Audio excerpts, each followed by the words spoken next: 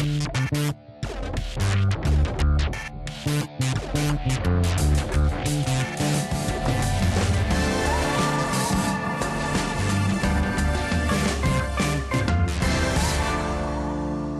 big hello and a very warm welcome to a special mentorship mini-series called Starting Up with Ronnie Screwvala. Starting up is in vogue in startups, the current flavor of the country. While we still have miles to go before we actually become a nation where entrepreneurship is nurtured, encouraged and cultivated, we've still come a long way from where we were, let's say, even 5 years ago. But for those of us who've dared to dream and embrace the uncertainty that comes with becoming an entrepreneur, very rarely does one get the opportunity to interact and seek advice from an entrepreneur who's been there and done that and is a role model for the young and restless. So this is really ET Now's endeavor to not only celebrate the individuals who've managed to get out of their comfort zones and tread the lonely path of entrepreneurship, but also provide them a platform where they can be mentored by one of India's most celebrated entrepreneurs. As the show suggests, I'm talking about none other than Ronnie Screwvala. Now, Ronnie really needs no introduction, but for the uninitiated, Ronnie's journey is a rather inspiring one that spans from cable TV to toothbrush manufacturing, from theatre to media and entertainment. Founder of one of India's largest media and entertainment conglomerates, UTV. Ladies and gentlemen, I give you Ronnie Screwvala. Ronnie, thanks so much for joining us. Thank you. It's been some time now, but week after week we're at it now, so let's get on with it. Right. Just before we kickstart, this show and introduce our three very dynamic entrepreneurs, Ronnie, you've been, A, you've got an eye on this whole community. B, you've been interacting with them on the show. Do you think, the standard of entrepreneurship here today, as it stands, is at par with the West? Or do you think we have some time to go? I think we have some time to go. And I don't mean that in a critical sense. Sure. I mean in a very constructive sense. I think the depth at which you need to think through things doesn't happen here. I think overall in the West, it's a very, very competitive environment. It's a very large market. You can get out there and there's a market for you. Here, you've got to struggle for the market. But on the flip side, it's a very competitive market. So from day one, if you're not hugely prepared, you're off. You're out of a whack. And I think we don't get that intensity, we don't get that seriousness. And we think we got a couple of ideas, we're going to try this, which is nice and impulsive. Depth of homework is lacking. Fair enough, fair enough. Also today, joining us are three very dynamic entrepreneurs: Sairee Chahal, founder of Sheroes; Karthik, Sridhar of Data Culture; and Ritu Srivastava, founder of Obino. Thank you so much for joining us. Thank you. And with that, let me put the spotlight on the first entrepreneur, who is Sairee Chahal, founder of Sheroes. Good to have you, Sairee. But before I throw it to you, let's take a look at Sairee's backstory and really her journey and her career timeline before, of course, she decided to turn entrepreneur.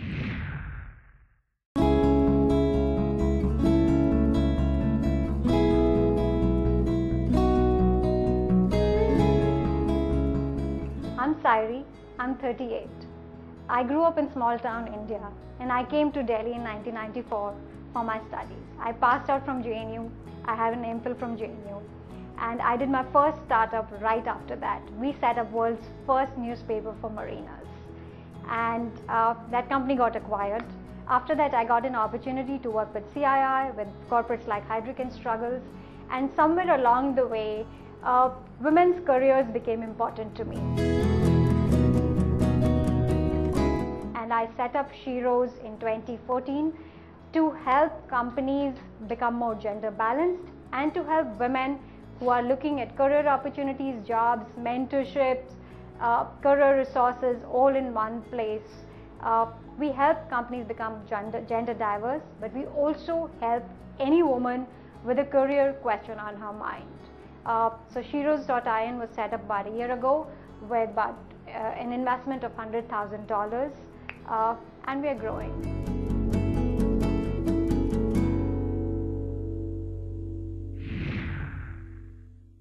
Well, now that you've heard Sairee's backstory, it's over to you, Sairee, to talk about what Sheroes is all about and, of course, impress Ronnie Screwvala. Right. So I think before I talk about Sheroes, let me sort of put three very basic numbers on the table. India is home to the maximum number of women graduates anywhere in the world. There are 17% women in workforce, 5% in leadership, and 48% women who join workforce drop out. So I think just these four numbers are enough to sort of get my story started. Fantastic. That's a good way to start. And what we essentially do is we work with women across career stages. Typically, careers are designed as a ladder, and turns out life doesn't work in a ladder anymore. Life works more like a maze, and for women, it's even more a greater maze. Sheroes is designed to help women stay connected to their careers, do well in their careers, or start up, or make a choice that they will by aligning them to mentorship, resources, community, and opportunities. And the opportunities come in all shapes and sizes, which means as early as internships and as late as startup help, corporate diversity hiring, flexible opportunities. Today, we are one of the largest and the cleanest source of corporate flexible work from home jobs. Great. And how do people find you? Right now, a lot of word of mouth, right? A lot of viral. Women get more women. Women tell more women, and that's how we've grown. So some numbers outside of the statistics. Yeah, so very simple numbers. We're almost 500,000 women. About 4,000 companies use the platform. About 1,300 locations that we are spread in, all through the platform. So what's your question? We're creating an ecosystem. We're an ecosystem company. So the last big ecosystem company we know is Google, right? There is. We're I'll have to take back what I said in the beginning that everyone doesn't do their homework now. Okay? Anyway, carry on. We're having fun. We want to put 1 million women back in workforce. Right. Right. And back from where? Back from the fact they went on maternity leave. Back from the fact. Back in workforce means, since 48% women are dropping out. Obviously, there's a gap. And therefore, the service that you're going to give them is of a critical knowledge that if they didn't get that, they wouldn't get back into the workforce. Yes. And what is the single largest ecosystem thing that you need to get to make that happen? I think that's opportunities to begin with. Okay. There have to be that many opportunities before these women Correct. go back. Your money comes from? Corporates. Yes. You want to share which phase of your, investment phase you are in, whether you're profitable or not? Or? Right. So, I think because we had a little learning from the past, we sort of started with the premise that we're going to bootstrap it till a level where it reaches scale. But we've always kept revenue streams alive from day one. So, which means so are you profitable? We're not profitable because we still sink investment in, but we break even. You think you're bootstrapping too much and that's constraining your growth right now? We were, and we're changing that. You're changing that. Yeah. Because that, I think, is because then it's a contradiction to a certain extent. Yes. Bootstrapping is good, but I think people don't know when beyond the point, you're going to stagnate. Yes. You've got to scale with your entire ecosystem of creating the employability environment. Yes. I know you've got the other 3 or 4, but at the bottom of this whole thought process is a one-line story, which is you're creating employment opportunities. Yes. We're going to take a short and quick break because coming up we have 2 very interesting entrepreneurs who are raring to go and, of course, waiting to shoot questions to Ronnie. But we'll be back with that in just a moment.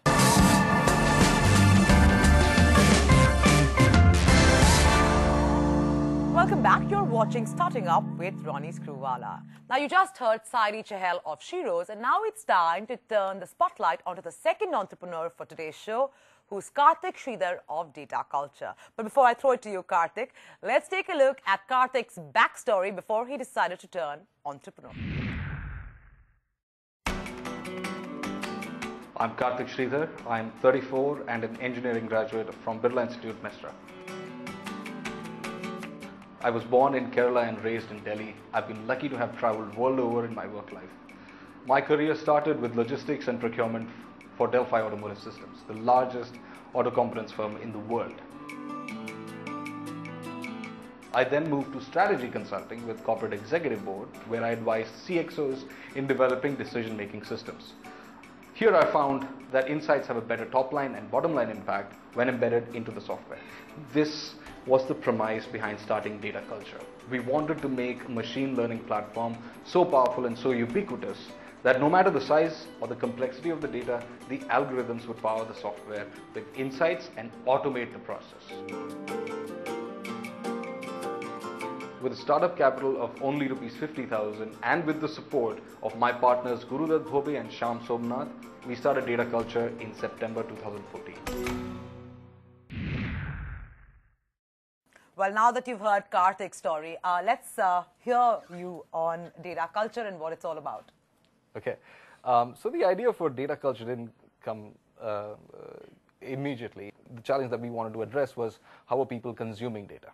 How are they making decisions out of that? Because we view decision makers as really behavioral economists. The core idea of the name data culture itself is the challenge is to our clients and our customers to say that whether you So how many clients do you have presently? We have about 4 clients that we are in various stages. What's happening right now is that validation of our idea of building machine learning platforms to which would help them to understand their customers better, predict the likability of those customers to your product, make them appear with you better. And in a completely different application, we do it with logistics companies where we help them predict whether there's going to be a delay because of XYZ reason. We help them. Well, the biggest takers of this are e-commerce firms where we So I think basically in a broad sense, that's the big data and data mining. predictive analytics. Okay. And how many people in the team? We are right now about 6 people. Great. Very small. So let's go with your questions. The question, and this is slightly tricky. The question itself is tricky? Yeah, even for me it was tricky. Okay. Every startup goes through a different phase of risk. My question really is, how do you communicate that risk? And risk has different stakeholders. I was coming to that. Risk has different stakeholders. The risk towards that I have towards my employees, the risk that my platform has towards the customers. No matter how robust your knowledge base is, no matter how robust the technology really is, there is that element of risk. And then there's the risk that you want to. Why are you all worried about that? Why are you worried about risk and the ability to communicate the risk at this early stage in this business? Our Indian customers, and the way we interacted with them, they want to know the big name behind whatever solution that they're buying because it's a business critical. But they're coming to work with you, so they're not looking at you as a risk. Precisely. So the risk really is for us is to maintain that that time frame. That what do you want to communicate? What do you want to communicate? We want to communicate whether we are risk averse or we're not, and how do we communicate really? You might be overthinking this problem, don't you think, a little bit? Because of the simple reason that, firstly, you've got a lot of data experience, and you've, as you said, you started in your early 20s and you've got that. You've got a good team of people. You've seven people that are experts in that field.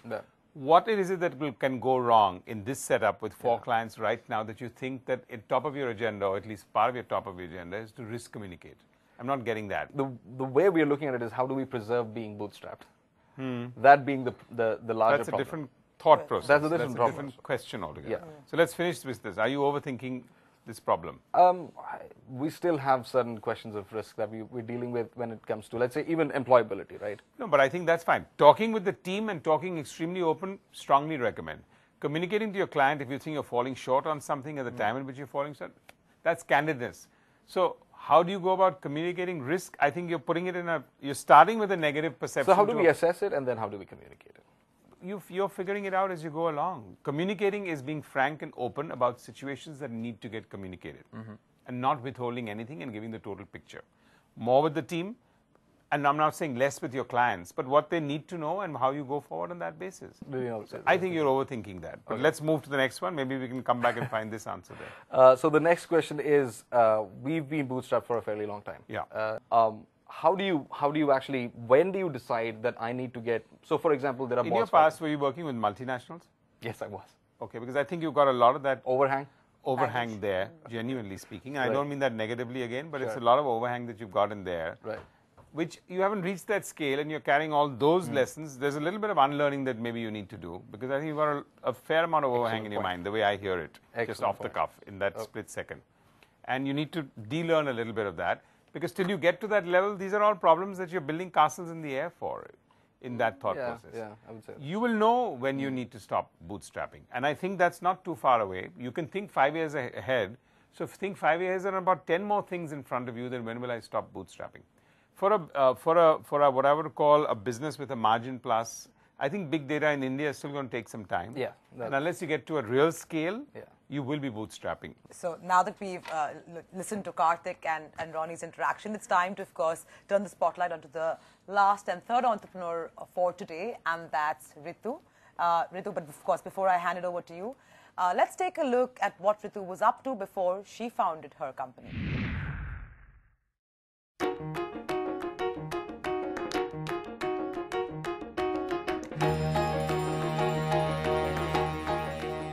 Hi, my name is Ritu. I'm 36 years old and I was born and brought up in Kerala in a civil services family.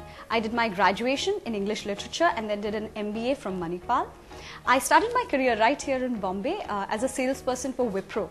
I then moved on to become a radio jockey with 93.5 Red FM, kind of grew up the ranks to head the station. I then had the opportunity of launching Radio 1 FM 94.3 in Delhi, and then went on to join Airtel as part of their new product development team, and we launched a music on demand mobile music product, which was one of their top grossing products and also went on to win a GSMA award. I was then lucky enough to be part of the fledgling digital TV business, and finally my last stint with Airtel was as head of their brand marketing team for their mobile services business. So that's really where the idea of Obino came to me, because I had a baby then and I put on a crazy amount of weight. And it was very difficult for me to lose the weight on my own, and I kept thinking, wouldn't it be really nice if I could carry a weight loss coach around with me on my mobile? And that's how, with an initial investment of about 20-25 lakhs, Obino, a virtual weight loss coach, was born.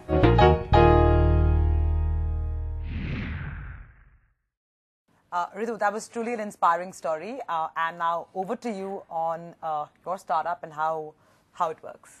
So we're a very simple product. We are a weight loss coach on your mobile. And really the reason why we started it is today everybody above the age of 25, and I think a lot of people below it as well, are constantly struggling with their weight. Whatever weight you're at, you want to improve it in your eyes. And the traditional methods of weight loss, a gym, a slimming center, VLCC, they're all extremely inconvenient. And if any of us, and I think a lot of us have tried to lose weight, sneaking out of office to go meet your nutritionist, coming back at 7:30 and trying to hit the gym, it's just tremendously inconvenient. Also, there's a whole lot of misinformation in the market. Run, you will lose weight. People hurt their knees doing that. Drink hot lemon water in the morning and you'll lose weight. I don't know how many lemons have been sacrificed to the cause. I forgot honey. My personal peeve. Okay. So there's a lot of misinformation. And when I tried to lose weight, I was highly unsuccessful on doing it on my own. And I eventually went to a dietitian and I lost weight. My grievance with the process is that it's very inconvenient, it's hugely expensive, and at the end of it, it's very isolating. You feel like you're fighting a private battle all the time. So when we set out to solve this problem, we said, can we bring the coach on the mobile with you 24/7 to guide you in the right lifestyle choices? And that's exactly what we do. So why do you think that's so unique? It's not brilliantly unique, but I don't think it needs to be brilliantly unique to be able to solve the problem. Okay. What we are, and what we've proven in the last 6 months, we're only about 6 months old, is that our methodology works. And it works consistently across age categories, medical conditions, genders.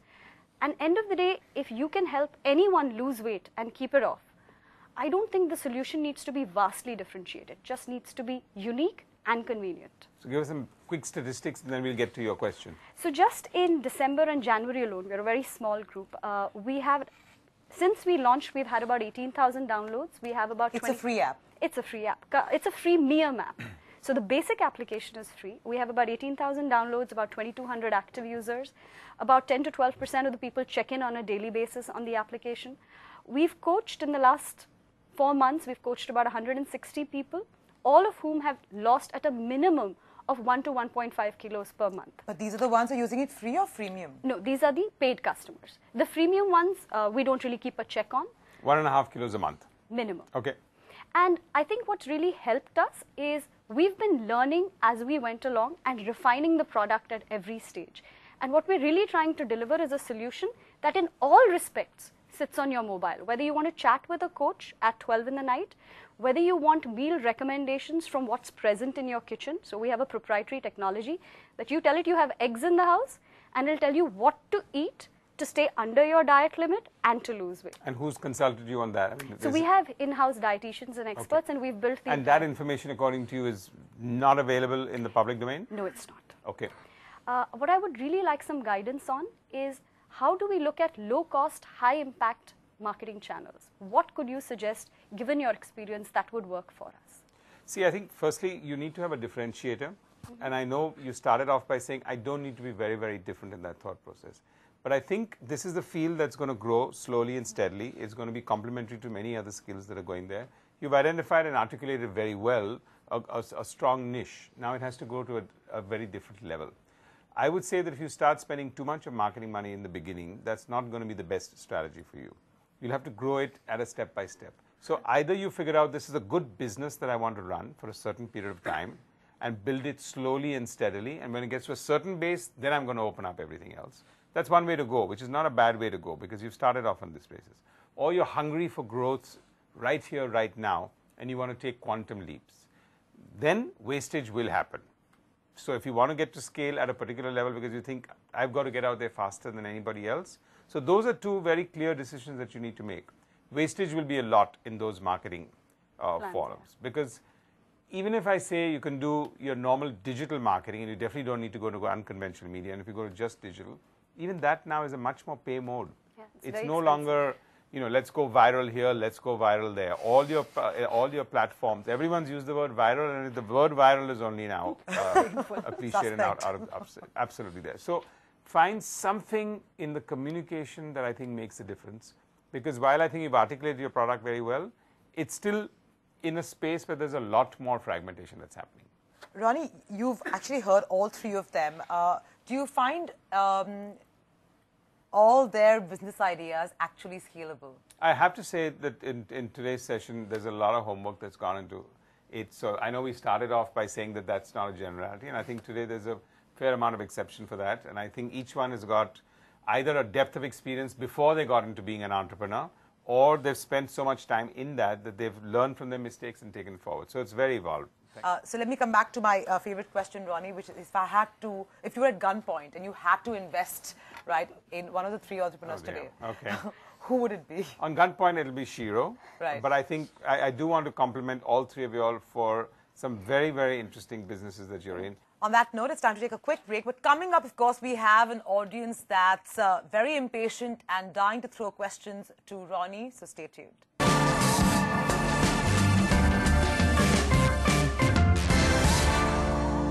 Welcome back. You're watching Starting Up with Ronnie Screwvala, and as promised, it's now time to turn our attention to the audience sitting here and indulge them a little bit. So, Ronnie's here.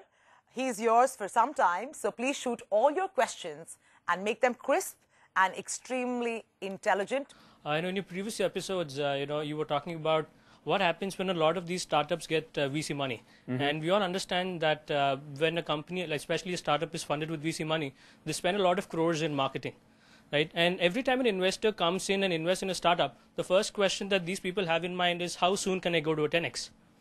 Or how soon can I go to a 20x? You're reading too much in the media, I think, from what most people I don't think that's always the ground reality, but yes, some of the companies that get into media, so these are part perception, part reality. But go ahead, what's your question? Right, so the question is, why don't these investors stop these startups from wasting money in just marketing? Because when they do that, when these people actually control the amount of money that you put in these marketing, the next thing that you can do is maybe not just make 10x, you can make 20x. Yeah, no, I think investors, in many aspects, you need to understand they're much more savvy than most entrepreneurs. They're also the best risk takers because, frankly, they know that when they're investing in 10 companies, 5 will actually fall and die, 2 may be okay, and 3 are going to be super winners. So if you look at that, that's a better risk than you're willing to take across the board. Second, they meet 999 entrepreneurs and decide on one. So they've gone through that and they've got a sense. So I think the perception that everyone puts in money only for the purpose of marketing is false, and I would take that away. I would deconsume myself from reading on media. Broadly, I would not base my plan or my journey in entrepreneurship based on that. Perfect. Thanks a lot. In most of the phase that in this era, that startup tend to make application right now. And downloading the application is a major challenge. And the next challenge is making the users keep the application and use it. So what are the potential entry barriers that you would like that startups can create so that in the next 6 months that they don't get copied and have Me Too's around the application space? Well, I think you've almost answered the question that you've asked yourself, to be honest, because if you don't make something that's going to stand out and it has a longer term view and is going to get copied in 3 months or 6 months, the first part is you haven't made an app that's worth anything because it takes a certain amount of traction. I think the second one is that, yes, it is a crowded market, and if it's not going to get loaded and it's not going to get differentiated, it's going to be a problem. So I would say that it seems like the easiest way to be an entrepreneur is to go through some of these segments. And I would caution you that that's not necessarily the answer. You want to think through a little bit more deeply on that thought process. Ronnie, do you think too many people today are starting up without actually having a compelling idea and without really looking at whether there is actually a revenue model? Do you think people are just jumping into it because today somewhat the acceptance of starting up is there and it's also cool to start up? I think first there's a problem that not too many people are taking that leap into entrepreneurship. But I do agree with you that those who are, because they're kind of hurtling down on that process where I mentioned at the start of the program that there isn't that kind of homework and the depth of which they go into. An idea is a good place to start, but you got to pause right there in that thought process, because after that comes the real tough work on the plan. And I think everyone gets too infatuated by that thought process, doesn't want to necessarily do the market research to go forward on that. And with that, we come to the end of this edition of Starting Up with Ronnie Screwvala. Hope you enjoyed the show. Next week, be sure to tune in as we'll come back with 3 more dynamic entrepreneurs, a fresh set of problems and issues, and of course, the man himself, Ronnie Screwvala. Until next week then, chew on this line.